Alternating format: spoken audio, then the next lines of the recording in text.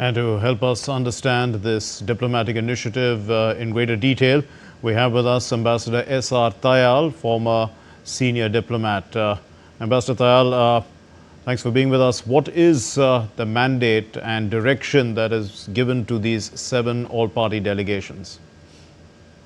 I think it's a very important move and a very significant action because, Mark, what we saw after 22nd April was that all the countries condemned that terrorist action. Many expressed concern.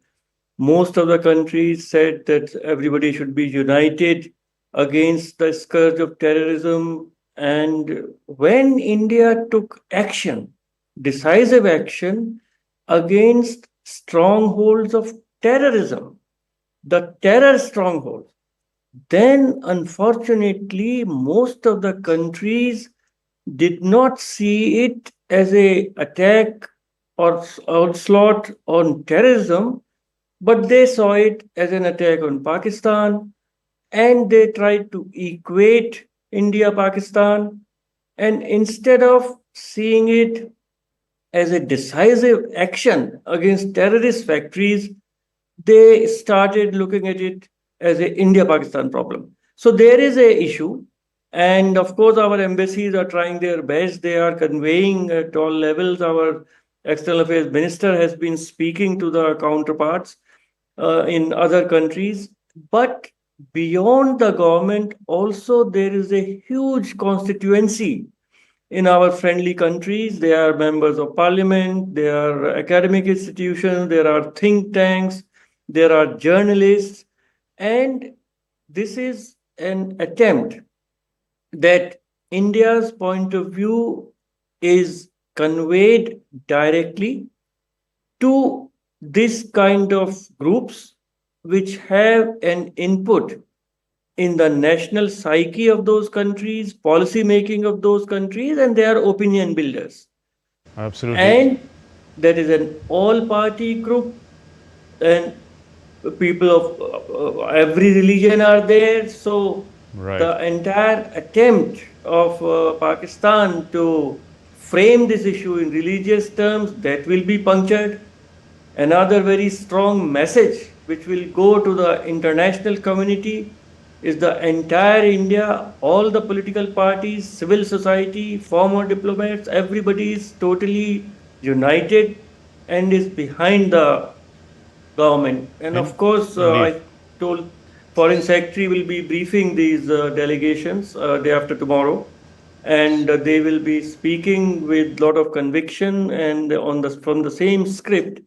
And Right. also, I would like to add that some of the members have been former ministers of state of external affairs. They have their own network, they have their own credibility, they have their own connections, contacts, and that Yes. also becomes important in communicating to the right people at right level in our foreign country friends, friendly Indeed. So countries. it's showing India clearly standing united. There's a unity of purpose. But also, how has India leveraged the international forums in the past as well? Forums like the UN, G20, to sort of isolate Pakistan over this issue of cross-border terrorism. Prime Minister, as we know, has always been raising the issue of terrorism. That's right. In every bilateral meeting, whether it is at the Prime Minister's level, President's level, or External Affairs Minister, in the joint communiques, always the issue of terrorism is raised, and the other side is apprised of Pakistan's continued harboring and giving safe sanctuary to terrorists who are on the lists of United Nations, who are on the proclaimed terrorist and sanctioned list of United Nations Security Council. And of course, funding and financing has been from Pakistan. Unfortunately, Pakistan got away from the Financial Action Task Force grey list. Only 3 countries, if they say that the country should not be there, and unfortunately, Pakistan has 2, 3 such Friends, friends. yes. So it is very important that this message that in Pakistan the terrorism factories are still thriving, and all, whether it's now Afghanistan is a victim of terrorism emanating from Right. Pakistan. So all the neighboring countries are victims of the terrorism emanating from Pakistan. It should again be placed in the Financial Action Task Force grey list, at least, if not the blacklist. So there will be a very clear agenda. Then, of course, all the non-permanent members and other members of Security Council, they will also be visited by these delegations, because in UN Security Council, July, Pakistan is a non-permanent member this year, unfortunately. And in July, Pakistan will be chairing the UN Security Council, because every month the chair changes, Okay. and every month in alphabetical order, a new chair is there. So it may try to do some mischief at that Indeed. time, because the chair can issue some statements on behalf of the other members.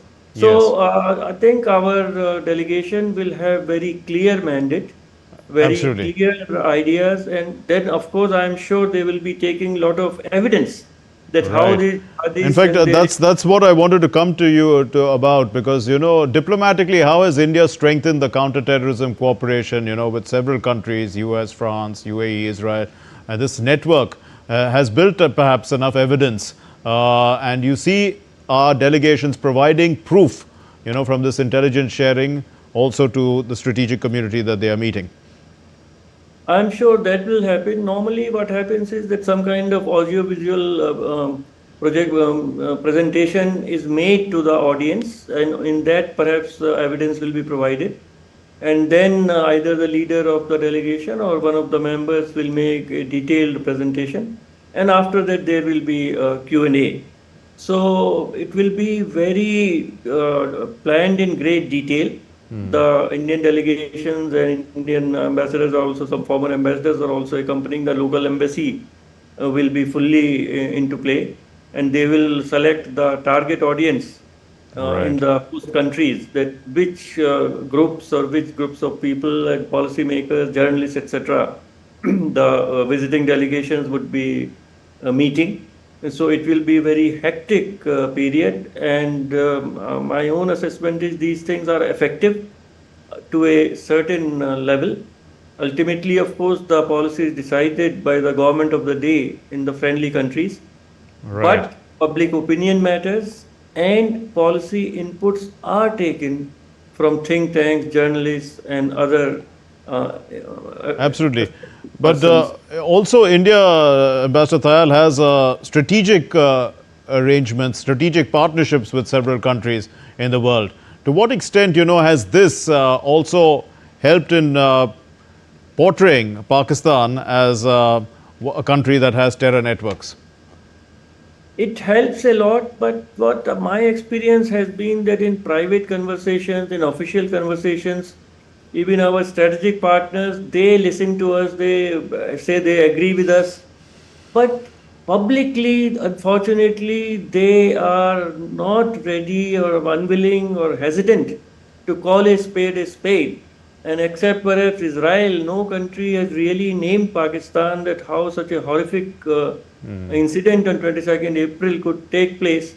And everybody knows that the roots of all these terrorist attacks in India go to Pakistan.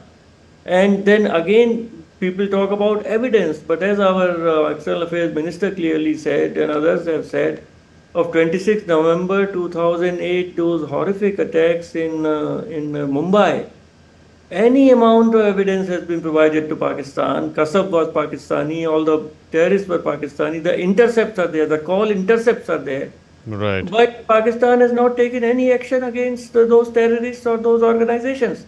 If one organization is banned, the same people form another organization, and all of them they transmigrate to the other one. So Right. it is time that India has to take action on its own, because in my view, and I am sorry to say this, but the international community has failed in controlling terrorism emanating from Pakistan.